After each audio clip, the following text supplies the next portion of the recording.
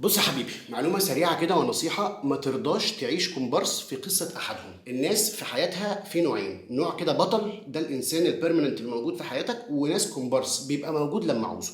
ما ترضاش حد يعاملك معاملة الكومبارس، ما حدش يحطك على الرف، ما تخليش حد يعاملك معاملة الجبنة الدومتي في كارفور. احنا مش قاعدين في كارفور. اللي يغيب بالشهور وكل كام شهر يرجع بقى عايز يخرج وينبسط ويرغي ويكاتشب الفترة اللي فاتت واحكي لك وتحكي لي، سيبه. لأن حياتك محتاجة استقرار ومحتاجة علاقات ثابتة، ومحتاج انت نفسك ليها حق عليك ان انت توصلها لحاله من الاستقرار النفسي بناس موجوده بتحترم صداقتك وبتحترم وجودك. ونقول تاني، مش عيب ان انت تفكر في نفسك، لان كل بني ادم من الناس دي بيفكر في نفسه وبيفكر في ظروفه. وهو بقى عنده ظروفه مختفي كل شهرين ثلاثه يختفي لك مره واثنين وثلاثه وعشرة. هل فكر ان انت ممكن تكون عديت بظروف محتاجه فيها لان انت عامله بطل في قصتك وعامله شخص اساسي في قصتك؟ لا. وارجع واقول تاني، معرفه الناس عباره عن استثمار، لان الوقت والطاقه والمجهود اللي بتديها لشخص موجود في حياتك ده بيعدي ما بتعرفش تاخده تاني، فده مش ببلاش. فما تقعدش بقى تستثمر في حد تستثمر في حد تستثمر في حد وفي الاخر هو يطلع استثمار فاشل، لا موجود جنبك في حياتك ولا موجود جنبك في ازماتك ولا جنبك في انبساطك ولا بيحترم صداقتك. طب على ايه؟ الوقت بقى اللي انت بتعيش فيه رول الكومبارس في قصه حد وباصص له كده ومركز معاه،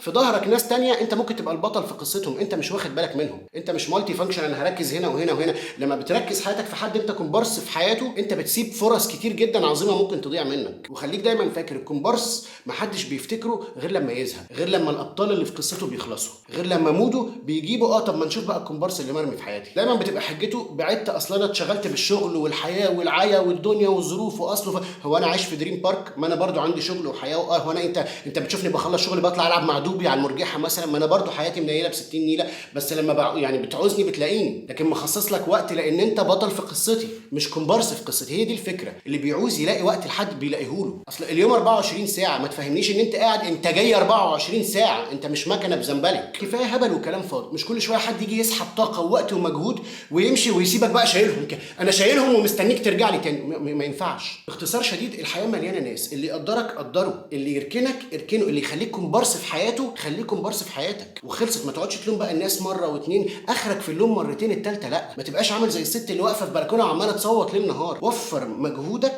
للي يقدره، وفر مجهودك للي يقدره. امشي بمبدأ توفير المجهود، حتى مجهود القمص وفره. في ناس كده اول ما بتتعرف عليها بيجي في دخلته كده عليك يقول لك والله بص انا بيجي عليا شهور في السنه بختفي، بنزوي، بختفي من الحياه. انا بقول لك اهرب اهرب، او عامله معامله البطيخ اللي هو بيظهر موسم في السنه ويختفي بقيه السنه. انت بقى عامله معامله البطيخ. شوف البطيخ بنعمل فيه ايه؟ اول ما بيجي موسم البطيخ كده بنشتريه برخص التراب، بيبقى مرمي في كل حته، بنشتريه بنستعمله بننبسط، بنحطه على الجبنه ونحطه في السلطه ونحطه بنهريه، واول ما يخلص الموسم بتاعه بننساه. عامل هذا الشخص معامله البطيخ لان هو اللي حط نفسه في خانه البطيخه. انا قلت لك خليك موجود في حق. انت اللي داخل تقول لي انا والله مش اصلا انا مش مواسم اتكل على الله. طالما هو عايز يبقى بطيخه عامله معامله البطيخ، ده تمام، هو ده الكومفورت زون بتاعه، حطه فيه مش مشكله. الجدعنه حلوه وظريفه وجميله بس مع اللي يستحقها، مش مع اللي ياخدك فور جرانتد، مش مع اللي يرميك كومبارس في حياته. لان بجد 3/4 مشاكلنا النفسيه بتبقى بسبب ناس اتخلت عنك وانت كنت موجود ليهم. وكده كده لو حد جالك دغري من الناس اللي هي عاملاك كومبارس قال لك انا محتاج لك في 1 2 3 من غير محلسه،